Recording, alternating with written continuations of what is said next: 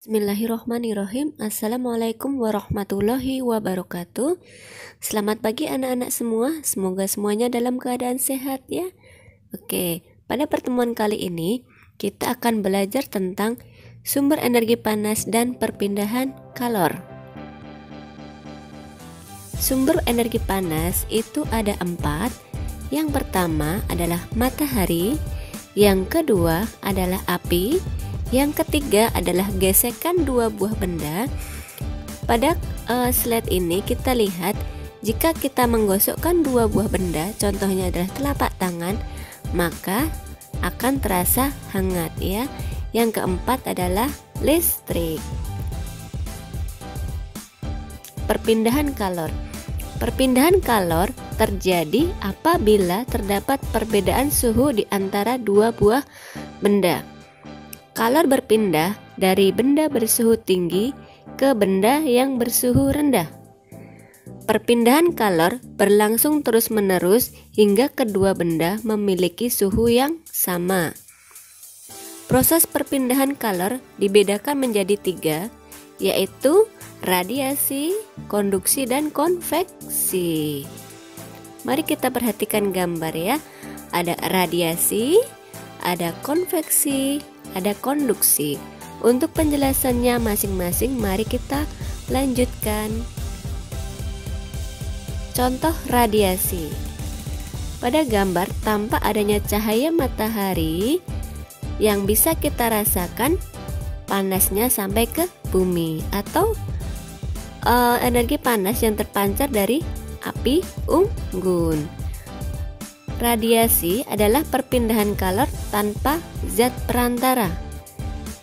Radiasi disebut juga dengan pancaran. Contoh radiasi: panas matahari yang sampai ke bumi dan hangatnya api unggun yang dirasakan oleh orang di sekitarnya. Lanjut, yaitu yang kedua adalah konduksi.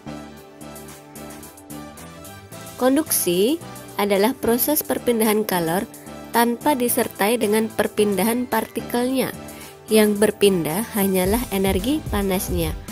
Pada gambar di samping kita perhatikan ada sebatang logam AB yang dipanaskan di atas api. Setelah beberapa saat ujung B ikut panas. Hal ini terjadi karena perpindahan kalor dari ujung A ke ujung B, tetapi tidak disertai perpindahan partikel zat tersebut. Contohnya, saat sendok logam dimasukkan ke dalam gelas berisi air panas, maka ujung sendok akan ikut terasa panas. Yang kedua, ketika kita membakar ujung besi, seperti pada gambar di samping, maka ujung besi yang lain juga ikut terasa panas.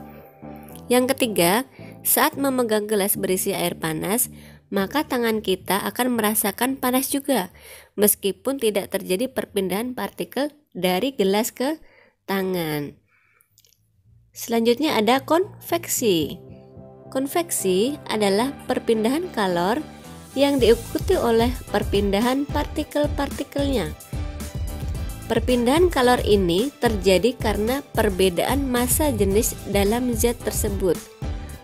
Perpindahan kalor secara konveksi terjadi pada zat cair dan zat gas. Contoh konveksi. Yang pertama adalah terjadinya angin darat dan angin laut. Yang kedua, peristiwa memanaskan air. Yang ketiga adalah asap yang bergerak ke atas.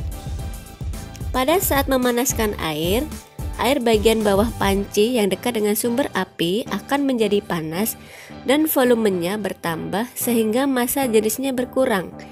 Air yang telah panas tersebut akan naik ke atas sambil membawa kalor dan mendesak air dingin yang ada di atasnya. Air dingin yang telah berpindah ke bawah akan mendapatkan kalor dan mengalami hal seperti air yang telah panas tadi. Begitu seterusnya sehingga semua air menerima panas. Hal yang perlu dicermati adalah bahwa perpindahan kalor pada saat memasak air ini terjadi karena kalor tersebut dibawa oleh air ya. Next. Selamat belajar dan tetap semangat ya anak-anak.